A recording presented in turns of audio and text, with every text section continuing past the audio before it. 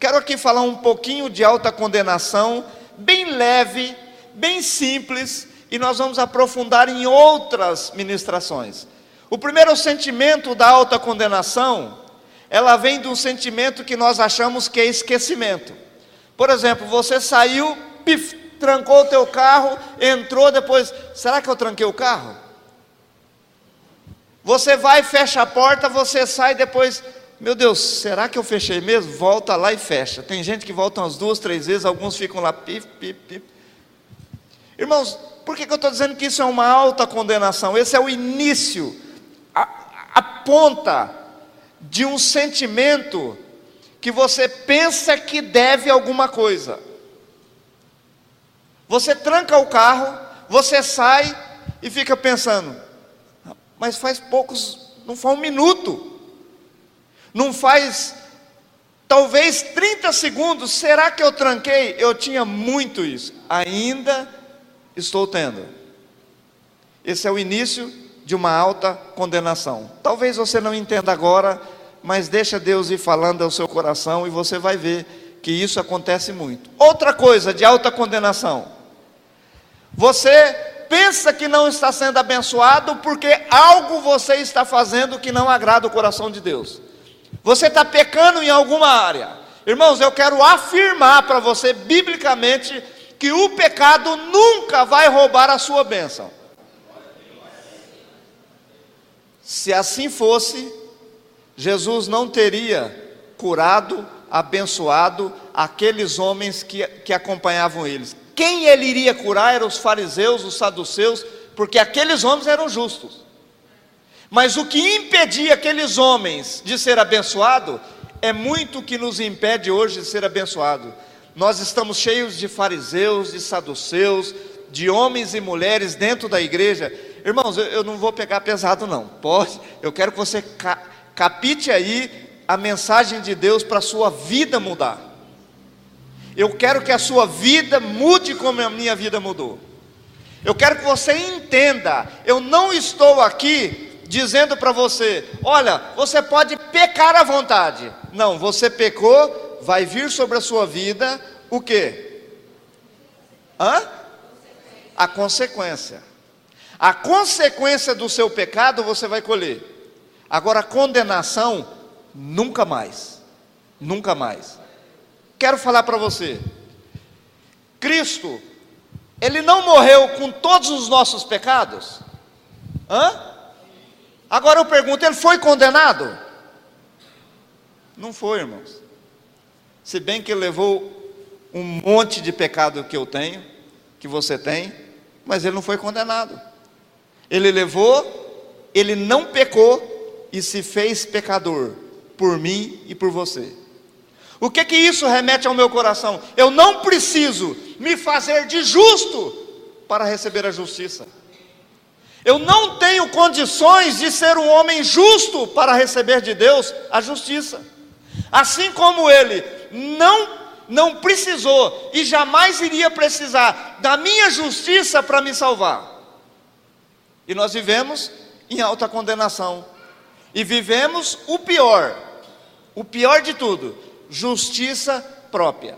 Por exemplo, eu quero aqui, não é abertura ainda, não é administração. Salmo 127 diz assim, se você quiser abrir, amém, se não quiser, eu vou falar porque eu quero explicar um pouquinho bem. Salmo 127 diz assim, olha bem o que diz, se o Senhor não edificar a sua casa,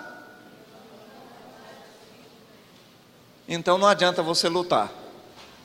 Não adianta você lutar pelo teu casamento, não adianta você lutar para manter a tua casa, não adianta você lutar para fazer nada. Se Ele não edificar a sua casa, em vão trabalhos que edificam. Sabe por que os lares hoje estão sendo destruídos? Sabe por que o marido e esposa estão pedindo divórcio? Porque o Senhor não está fazendo parte desse lar. A Bíblia diz, Salmo 127, se o Senhor não edificar a casa, em vão trabalham os que edificam. Se o Senhor não guardar a cidade, em vão vigia a sentinela. Agora ele tem um texto depois que ele diz assim: os nossos filhos serão como flechas na mão do arqueiro forte.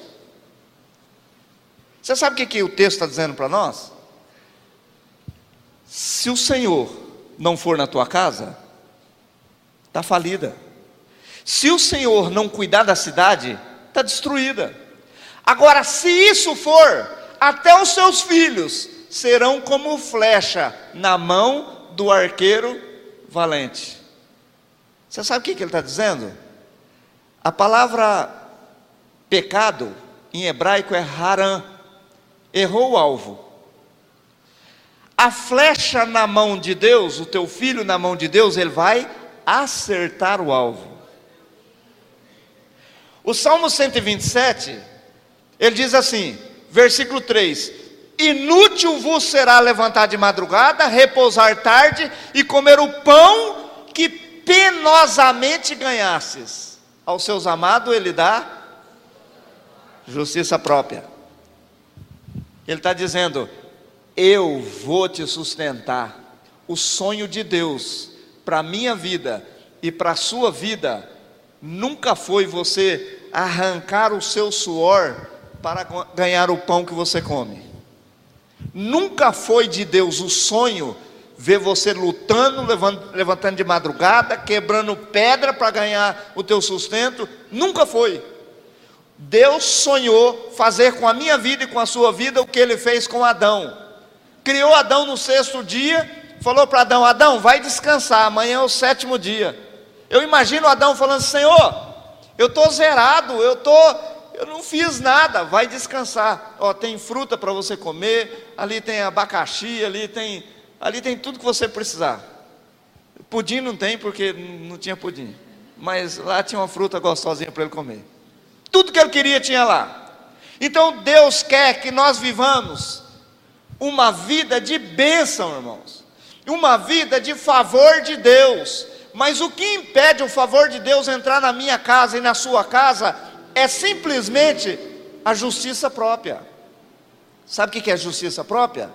É essa: Senhor, vou orar aqui na justiça própria. Senhor, a situação está difícil, eu dizimo, Pai, eu vou à igreja, eu faço isso. Justiça própria. Nada de justiça própria chama a atenção de Deus. Nunca a justiça própria vai fazer com que Deus pare e chame a sua atenção. Até porque a justiça própria toma a glória que é dele e não é nossa. Justiça própria. Isaías 1,19 diz assim: se quiseres e me obedeceres, comereis o melhor dessa terra.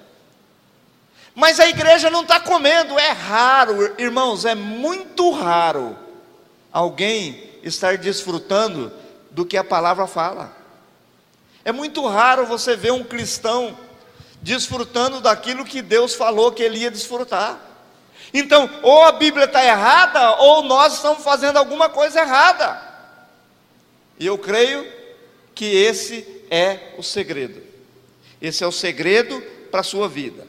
Uma coisa que me chamou a atenção, Salmo 1. Abre lá em Salmo 1, irmão. Olha que coisa linda. Salmo 1. Deus já vinha falando há muito tempo para mim e para você.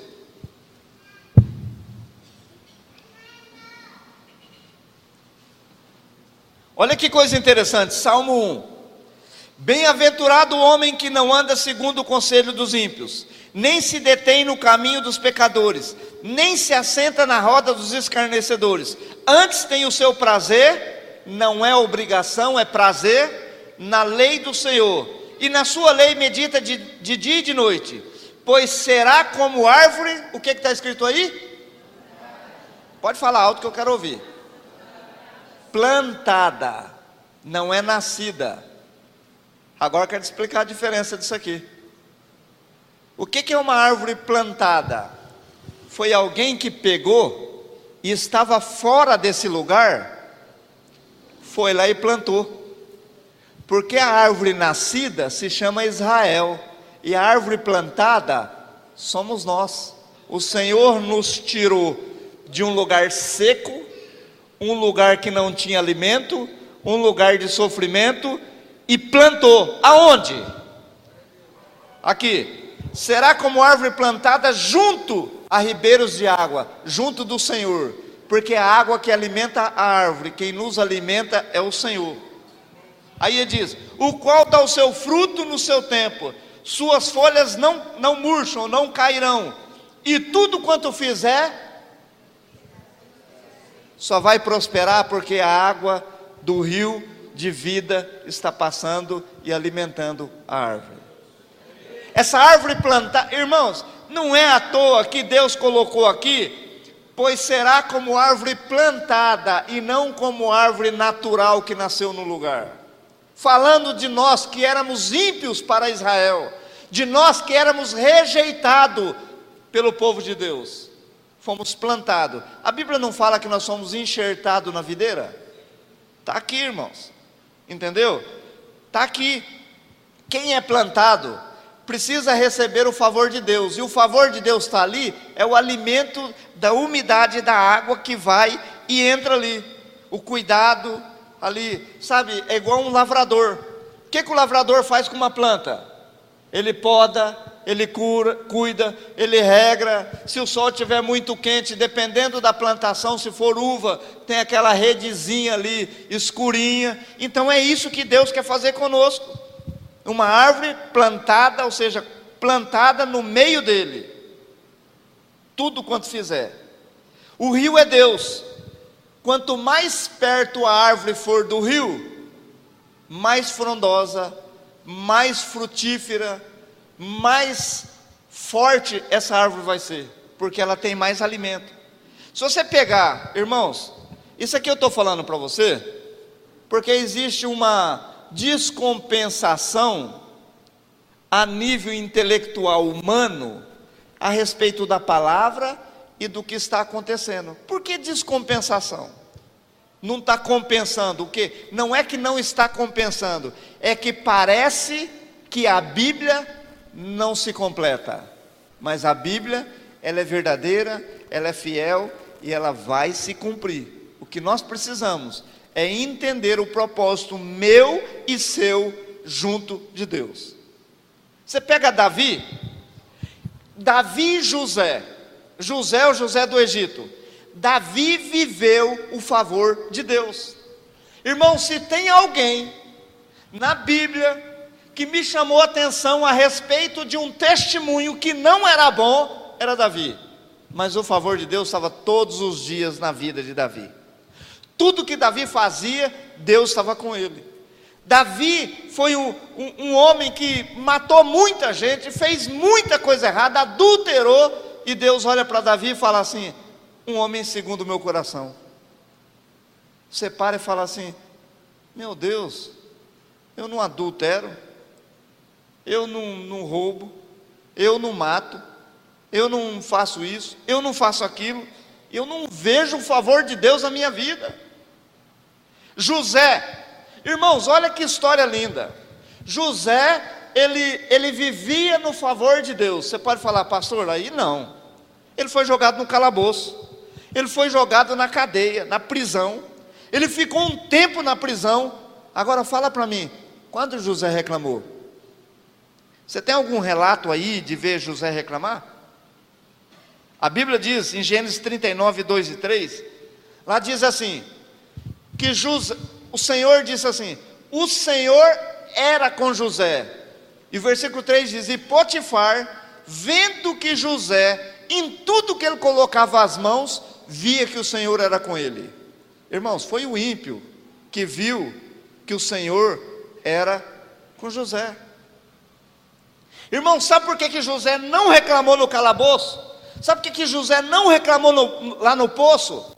Porque o Senhor estava com ele, e tudo que ele queria era o Senhor com ele.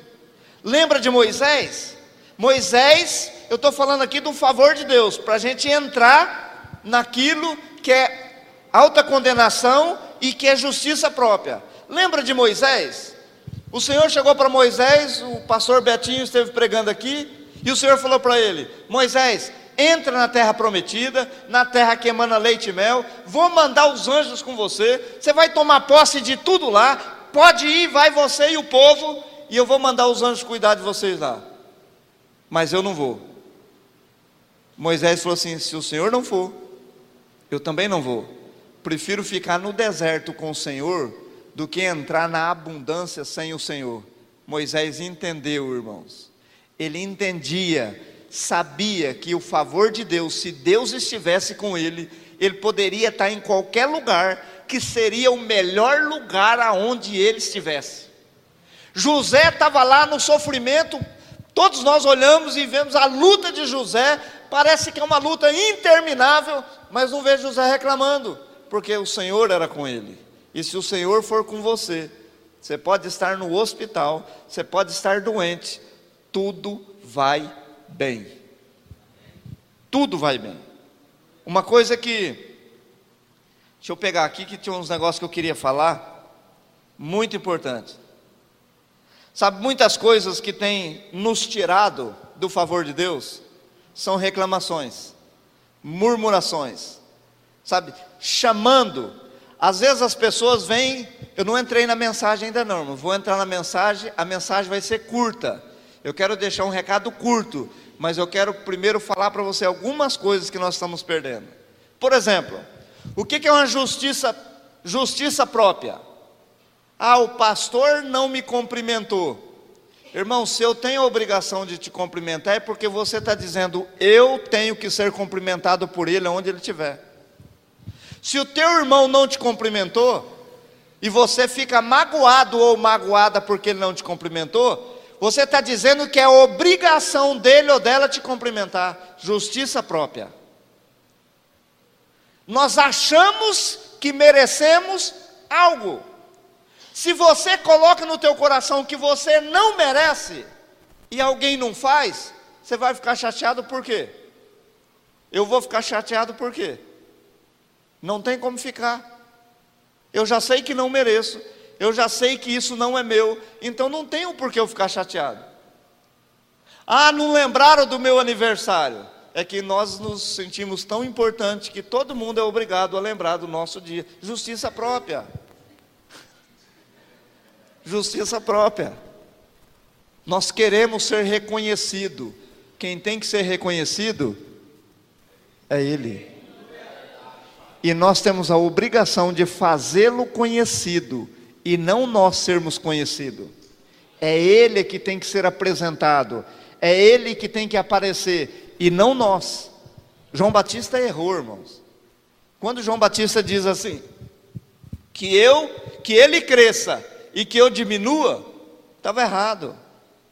Que ele cresça e que eu morra. Nós precisamos morrer para o mundo, morrer para todos os prazeres e desejos, porque a Bíblia diz assim: quem ganhar a sua vida, perdê-la-á, aquele que perder a sua vida, achá-la. Irmão, você quer o sucesso? Elimine todos os teus desejos, toda a sua arrogância, toda a tua soberba. Para de murmurar, para de reclamar, não reclame, você está vivo, tem gente que já morreu, e pior ainda, não só morreu, como não conheceu a Deus. E aí, quando alguém descobre o nosso pecado, aí o que nós falamos? Não, mas o meu pecado é só essa mentira, mas e o dele, e o dela, e o outro, e o pastor que vê o cara lá no altar, aquela mulher no altar e não tira, ele não coloca, o outro, entendeu? Nós justificamos a nossa justiça, querendo dizer, eu mereço, eu posso, o lugar é meu. Quando nós colocamos isso, nós estamos dizendo para Deus, o Senhor não sabe administrar, o favor de Deus não vem. Irmãos, tem pessoas que se entregam pela metade, e nós temos que nos entregar por inteiro. Ah, eu só vou entregar, sabe, esse pecado aqui, mas aquele outro, aquele pecadinho de estimação, estou tão acostumado com ele que vai fazer falta. Ah, ó, isso eu deixo, mas isso aqui não é bem assim. Ou deixa ou não deixa. Não, eu vou largar, ó, eu vou largar de beber, eu vou largar, mas o baile, gente, lá no aquele forrozão gostoso e tal. Vai aguentando aí, irmão, justiça própria. Tudo que nós fazemos, tem um monte de coisas que nós precisamos deixar para receber o melhor de Deus. Sem deixar o mundo, nós não recebemos o favor de Deus. Sem deixar a arrogância, a soberba, nós não recebemos o favor de Deus. E o que está impedindo a igreja de explodir, de crescer e de ser como a palavra diz: farei com cabeça e não por cauda. Será o primeiro e não o último. Será o melhor e não o pior. O que está impedindo é a justiça própria e os desejos, os prazeres que nos afastam da vontade de Deus. Quando um homem se entrega por inteiro, quando ele rasga o coração dele, e ele reconhece: sou arrogante, sou soberbo, não mereço coisa alguma, porque eu não presto mesmo, sou pecador. Quando ele entrega a si próprio, todo o favor de Deus vai para a vida dele, vai para a vida dela. Irmãos,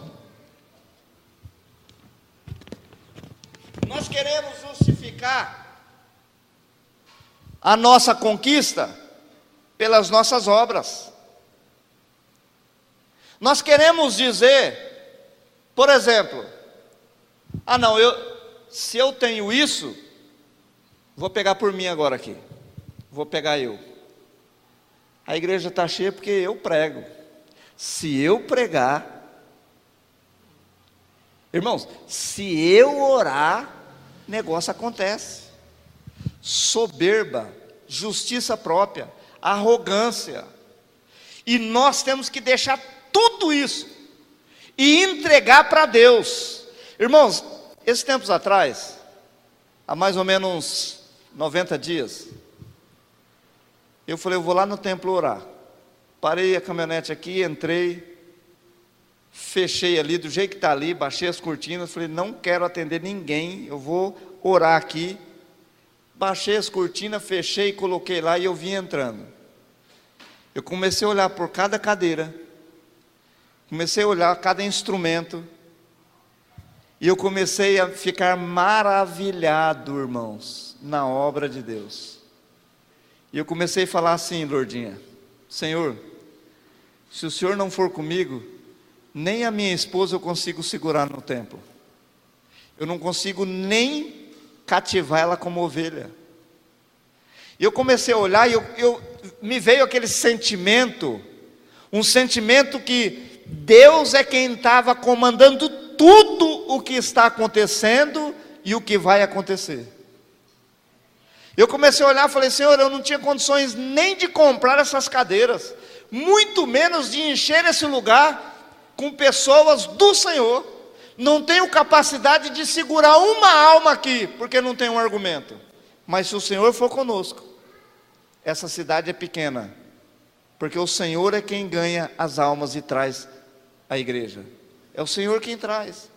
E eu comecei a orar aqui, estava ali, mais ou menos onde está a Elaine ali, comecei a orar, e eu começava a orar, irmãos, eu começava a dar gargalhada, eu começava a rir, e falar, isso há uns 90 dias atrás, fomos numa reunião em Cruzeiro, começaram a ministrar isso aí. Eu falei: meu Deus, o negócio é forte. Fomos lá para Goiânia, eles ministraram só isso, mas uma coisa que me chamou a atenção, e agora eu quero trazer a mensagem para você. Levítico, capítulo 13, vai lá no terceiro livro da Bíblia, Gênesis, Êxodo,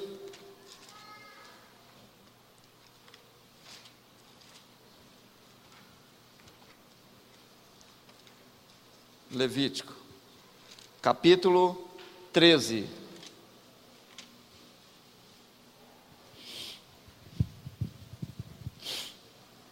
Glória a Deus.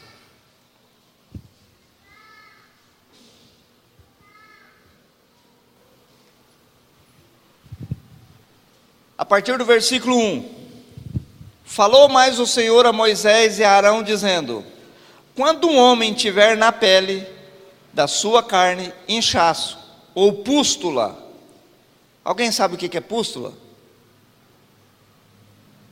Eu vou explicar para você depois. Ou mancha lustosa na pele de sua carne, como praga de lepra, então será levado a Arão, sacerdote, ou a um dos seus filhos, os sacerdotes. E o sacerdote examinará a praga na pele da carne. Se o pelo na praga se tornou branco, e a praga parecer mais profunda do que a pele da sua carne, é praga de lepra. O sacerdote o examinará e o declarará por imundo. Mas se a mancha da pele de sua carne for branca, e não parecer mais profunda do que a pele, e o pelo não se tornou branco, então o sacerdote encerrará o que tem a praga por 7 dias. E ao 7º dia o sacerdote o examinará. E eis que, se a praga ao seu parecer parou, e na pele a praga não se estendeu, então o sacerdote o encerrará por outros 7 dias. Vai aguentando aí, irmão. E o sacerdote ao 7º dia o examinará outra vez, e eis que se a praga se recolheu, e na pele a praga não se estendeu, então o sacerdote o declarará por limpo. É uma pústula, e lavará as suas vestes, e será limpo. Eu estava confuso com essa palavra pústula. Preguei o dicionário, e olha o que o dicionário diz: pústula, chagas de mau caráter. Pode pegar o dicionário e vai lá ver. Eu tenho um dicionário. O dicionário diz: chagas de mau caráter. Pus que sai pelo mau caráter. Continuando. Mas se a pústula na pele se estende grandemente depois que foi mostrado ao sacerdote para a sua purificação, ou outra vez será mostrado ao sacerdote. E o sacerdote o examinará. E eis que, se a pústula na pele se tem estendido, o sacerdote o declarará por imundo. É lepra. Quando no homem houver praga de lepra, será levado ao sacerdote. E o sacerdote o examinará. E eis que, se há inchaço branco na pele, a qual tornou o pelo em branco, e houve carne viva na inchação, lepra inverterada, e é na pele da sua carne. Portanto, o sacerdote declarará por imundo, não o encerrará, porque é imundo. E se a lepra se espalha de toda na pele, e a lepra cobrir toda a pele ou todo o corpo, do que tem a praga, desde a sua cabeça até os seus pés, quanto podem ver os olhos do sacerdote, então o sacerdote examinará, e eis que se a lepra tem coberto toda a sua carne, então declarará o que tem a praga por limpo. Por limpo. Olha aqui para mim. Se o sujeito tem uma lepra na pele pequena, é impuro. Se ele tem uma lepra, e a lepra está ali, o pelo está soltando, ou está ficando branco, mas não dá para ver que é lepra, espera mais 7 dias, vai indo. Se ele tem uma lepra no cabelo, na cabeça pequena, impuro. Se ele tem uma lepra no joelho, pequeno, médio, impuro. Porém, se ele tem a lepra no corpo todo, é limpo. O Senhor está falando para mim e para você, falando de pecado. Eu só declaro aquele pecado que os olhos das pessoas veem, mas o meu corpo inteiro é lepra. O corpo inteiro não presta. O corpo inteiro vai apodrecer. Por que ele diz, se uma lepra no braço, usa uma manga comprida, ninguém vai ver. Eu escondo o meu pecado. Se é na cabeça, eu coloco um chapéu, eu escondo, ninguém vai ver. Então a lepra, eu faço justiça escondendo aquilo, me mostrando que eu sou um homem bom, mas no entanto eu sou um homem que não presta. Agora, olha que coisa interessante. Se o sacerdote olhar e ver que tem uma lepra pequena, impuro. Que tem uma lepra média, está crescendo, impuro. Agora, se a lepra pegou o corpo todo, ele é limpo. Agora, continua. Versículo 14. Mas no dia em que aparecer nela carne viva, será imundo.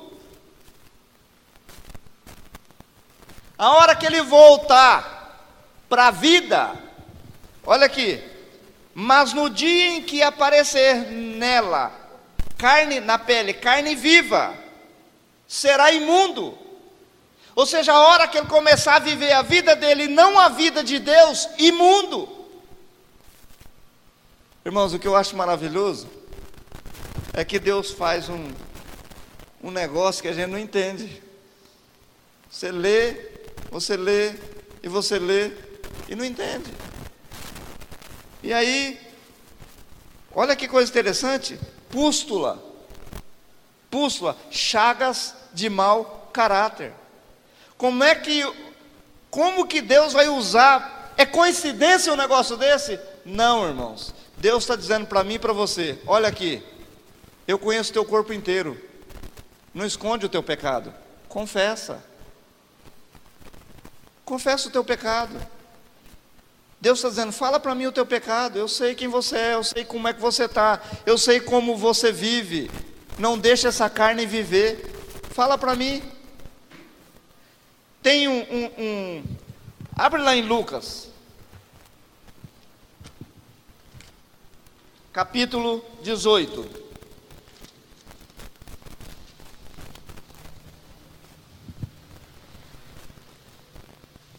E nós queremos esconder, irmãos.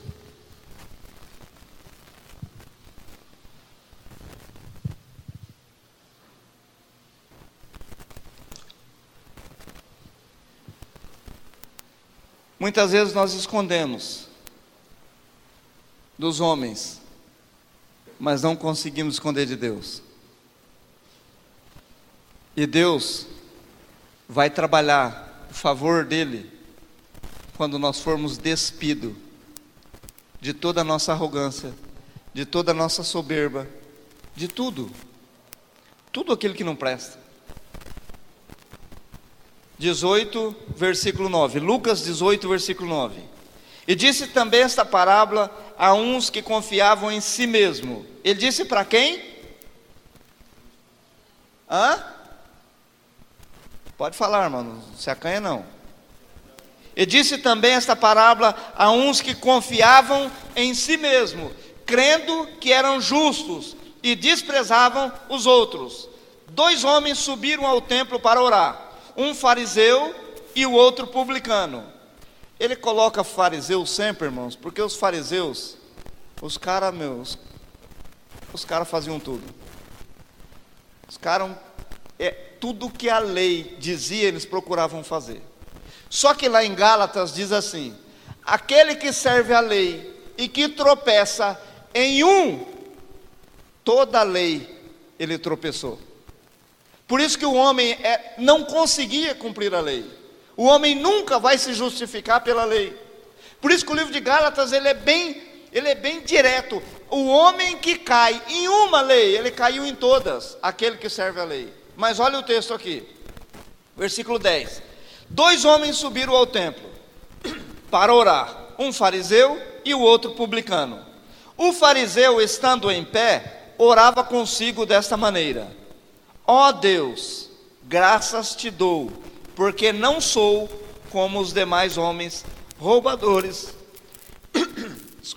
injustos e adúlteros, nem ainda como este publicano. Jejuo 2 vezes na semana, dou os dízimos de tudo quanto possuo. O publicano, porém, estando em pé, de longe, nem ainda queria levantar os olhos ao céu, mas batia no peito dizendo: ó Deus, tem misericórdia de mim, que sou pecador. Digo-vos que este desceu justificado para a sua casa, e não aquele, porque qualquer que a si mesmo se exalta, será humilhado, e qualquer que a si mesmo se humilha, será exaltado. Irmãos, olha que coisa interessante. Sempre nós queremos esconder os nossos defeitos, mas querendo mostrar nossas virtudes. Quero propagar as coisas boas que eu faço, mas as ruins, deixa ela quietinha, não conta para ninguém não. A hora em que eu e você rasgar as nossas vestes e se despir diante de Deus e falar para Ele aquilo que você realmente é, aquilo que eu verdadeiramente sou, para Ele, o favor de Deus vai começar a entrar em nossas vidas. O problema é que sempre nós nos defendemos, sempre eu acho um culpado, sempre nós vamos colocar alguém para ser o escudo, para a pancada pegar, nunca em nós. Sempre nós somos os bons e merecedores dos favores de Deus. Às vezes vamos orar e a nossa oração é uma oração que, irmãos, até a oração do dízimo e da oferta eu mudei. Acho que deu para notar. Porque eu lendo a palavra de Deus, quando você dizima, quando você oferta e quando você primicia, não há nem necessidade do sacerdote te abençoar. Não existe direito dele te amaldiçoar, e ele só fala como abençoar. A bênção já vem. Ela é necessária ela aparecer, porque que vai se cumprir a palavra de Deus e não a oração do sacerdote. Quando você cumpre aquilo que Deus fez, você dizimou, você ofertou, você aprendeu, mudou, o favor de Deus vem para a sua vida. Não depende da bênção do sacerdote. O sacerdote é a cobertura espiritual da sua vida, que vai te orientar ao caminho que você deve andar. Não depende dele a bênção. Irmãos, eu vou falar para você, eu cria que dependia da minha vida para te abençoar. Eu ainda continuo levando separado, porque eu aprendi que eu preciso lá em casa orar separado pelo seu dízimo. Eu ainda preciso, até você crescer e entender o caminho que você deve seguir. A cidade está nas nossas mãos, irmãos. As famílias aí fora estão nas nossas mãos. Mas temos que tirar a justiça própria, a autocondenação. Esse homem dizia: Senhor, não sou como esse aí. Quantas vezes nós falamos isso, irmãos? E às vezes indignamos quando alguém prospera. Olha lá, ó, deve estar roubando, é tráfico, não sei o que o cara está fazendo. Eu levanto de madrugada, eu durmo tarde. A Bíblia diz: inútil vos será levantar de madrugada e repousar tarde, e comer o pão que penosamente ganhastes. A Bíblia diz assim: o Senhor acrescenta riquezas sem